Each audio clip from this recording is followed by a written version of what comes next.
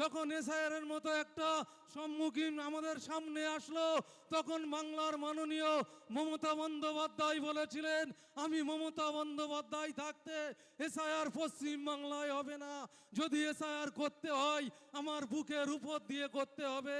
আমরা অবশেষে কি দেখলাম, তিনি 91,000 অফিসার দিয়ে সহযোগিতা করে এসআইআর করিয়ে নিচ্ছেন, কিন্তু তিনি মানুষের ধোঁকা দিয়েছেন। আমাদের বিধায়ক, আমাদের প্রাণ প্রিয় ছোট ভাইজান, তিনি বলেছেন, আমি নওশাদ সিদ্দিকী, আমি বাংলার প্রত্যেকটা বৈধ ভোটারকে কথা দিচ্ছি, যদি এসআইআর থেকে আপনাদের নাম বাদ যায়, আমি নওশাদ সিদ্দিকী, আমার দলের নেতৃত্বরা সুপ্রিম কোর্টের দোরগোড়ায় হবে, আপনাকে পশ্চিম বাংলাবাসী হিসেবে, আপনাকে বৈধ ভোটার হিসেবে আপনাকে এখানে রাখার দায়িত্ব নিচ্ছি। আর আমাদের মাননীয় মুখ্যমন্ত্রী কিভাবে আপনাদের ধোঁকা দিচ্ছে, তাই বলবো, আগামী সামনে 26 সাল আসছে, আপনারা সচেতন হও। আগামী দিন আমরা যেন আমাদের উত্তর বিধানসভা থেকে একজন বিধায়ককে আমরা পাঠাতে পারি, সেই দিকে লক্ষ্য রেখে আমার মোহাম্মদ নওশাদ সিদ্দিকী সাহেব, তিনি বাংলার একমাত্র নক্ষত্র বিধায়ক, জানাকে দেখে বাংলার মানুষ সত্যি যেরকম আমাদের জল চেষ্টা লাগলে বা পানি চেষ্টা লাগলে সেই পানি খেলি তার তৃষ্ণা মেটে, ঠিক সেরকমই একজন বিধায়ক আমাদের পশ্চিম বাংলার বুকে, সেটা ভাঙড়বাসী আমাদের মাঝে উপহার দিয়েছেন। কেন আমরা দেখেছি যে তাঁর দ্বারাই আমরা যে জিনিসটা এই পশ্চিম বাংলার বুকে ইতিহাস করেছে, একটা ছিল অন্ধ্রপ্রদেশে তাদের এই ব্লাড ডোনেশন ক্যাম্প, তারা 35,000 কম বেশি ব্লাড ডোনেশন ক্যাম্প করেছিলেন। আর এই শুধু পশ্চিম বাংলা নয়, তথা ভারতবর্ষের বুকে এই পশ্চিম বাংলায় দ্বিতীয় স্থান ব্লাড ব্যাংক হয়েছিল, অন্য কোথাও নয়। আমাদের ভাঙড় বিধানসভার অন্তর্গত ভাঙড় বিধানসভার ভিতরে 3,000-এর অধিক রক্তদান শিবির করে বাংলার মানুষের চোখে বুঝিয়ে দিয়েছিলেন এবং বাংলার সরকারকে বুঝিয়ে দিয়েছিলেন, আমি নওশাদ সিদ্দিকী, আমি ক্ষমতার লড়াই করতে আসিনি, আমি লড়াই করতে এসেছি এ সমাজকে পরিবর্তন করতে, মানুষের অধিকারটা ফিরিয়ে দিতে। কেননা আমরা দেখেছি মানুষের অধিকার পায় না, কেন তাদেরকে নিয়ে প্রচারণায় ফেলা হয়।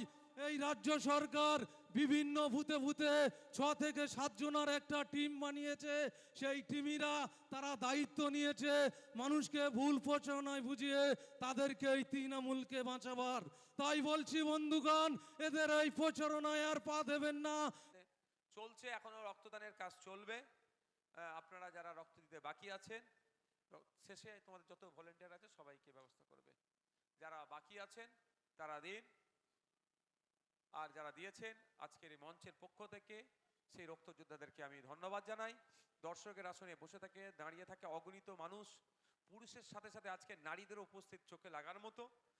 মা বোনেদেরকেও ধন্যবাদ জানাই, বাপ ভাইদেরকে ধন্যবাদ জানাই, মিডিয়ার বন্ধুদেরকে ধন্যবাদ জানাই, আজকে আমার যারা বিভিন্ন নেতৃত্বরা এসেছেন তাদেরকেও ধন্যবাদ জানাই, সর্বোপরি প্রশাসনের বন্ধুদেরকে ধন্যবাদ জানিয়ে আমি আমার বক্তব্য এখানেই সমাপ্ত করলাম। ধন্যবাদ।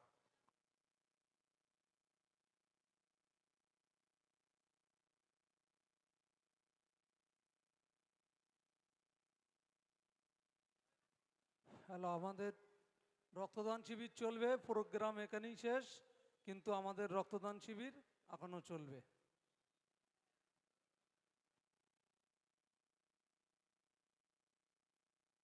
যারা রক্ত দিতে প্রস্তুত, অবশ্যই এখনো আমাদের রক্তদান প্রক্রিয়া চলছে, আপনারা রক্তদান করতে পারেন।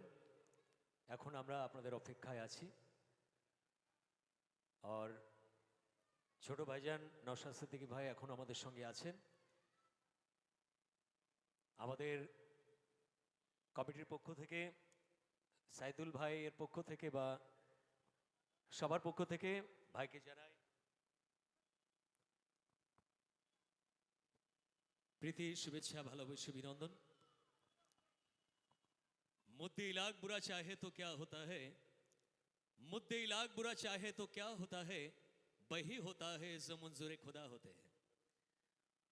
तो आज এই প্রথম বড় গোবরার বুকে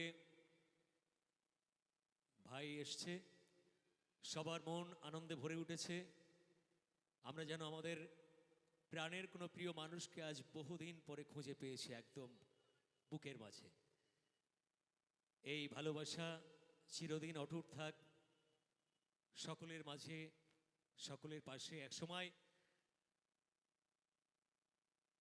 এই 2025 সালে টোটাল ওয়ার্ল্ড জুড়ে কিরণ ভাইকে চিনতে শিখেছে একমাত্র ভাইজানের মধ্য দিয়ে। আজকে এই রক্ত অর্পণ শিবির হচ্ছে, সেটা অত্যন্ত ভালো জিনিস, ভালো কাজ। আগামী দিনে তৃণমূল কংগ্রেসের বিরুদ্ধে যেভাবে প্রতিটা পঞ্চায়েতে, প্রতিটা গ্রামে মানুষ যেভাবে উদ্যোগ নিচ্ছেন, আমি প্রত্যেকটা মানুষকে সাধুবাদ জানাবো। সাথে সাথে আপনারা আগেই দেখেছেন আমাদের এখানে নিজাম ভাই সহ এই পঞ্চায়েতে নিজাম ভাইয়ের যে টিম আছে, আপনারা জানেন আগে নিজাম ভাইরা একটা রাজনৈতিক দল করতেন। নিজাম ভাইরা আজকের পর থেকে সেই রাজনৈতিক দল ছেড়ে দিয়ে আইএসএফ করার জন্য প্রতিজ্ঞাবদ্ধ হয়েছেন। আমি আমাদের দলে নিজাম ভাইকে ওয়েলকাম জানাবো। সাথে সাথে আগামী দিনে নিজাম ভাই সহ আমাদের ইস্তাক ভাই, শামীম ও সাইদুল ভাই এর নেতৃত্বে এবং বিভিন্ন পঞ্চায়েত বুথে যেসব নেতৃত্বরা আছেন, আশা করব আগামী দিনে এই পঞ্চায়েতের পরিকাঠামো পরিবর্তন করার ক্ষমতা এই যুব সমাজ রাখে। সুতরাং নিজাম ভাই সহ সকলকে আমরা ধন্যবাদ জানাচ্ছি। বর্তমান সময়ে একাধিক রাজনৈতিক দল থাকার পরেও আইএসএফকে চয়েস করার জন্য, আইএসএফ দলে যুক্ত হওয়ার জন্য।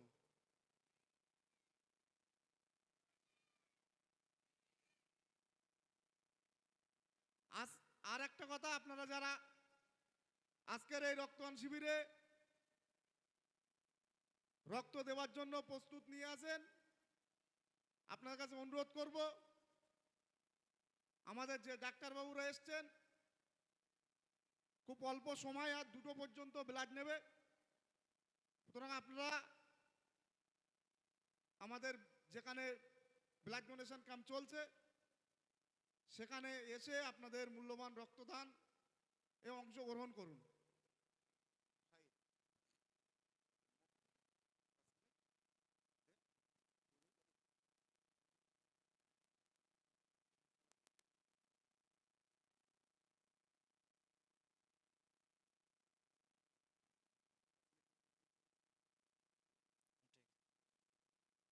আমরা রক্ত অর্পণ শিবিরের পরবর্তী বক্তা আমরা মফিজুল ভাইকে ডেকে নেব স্বল্প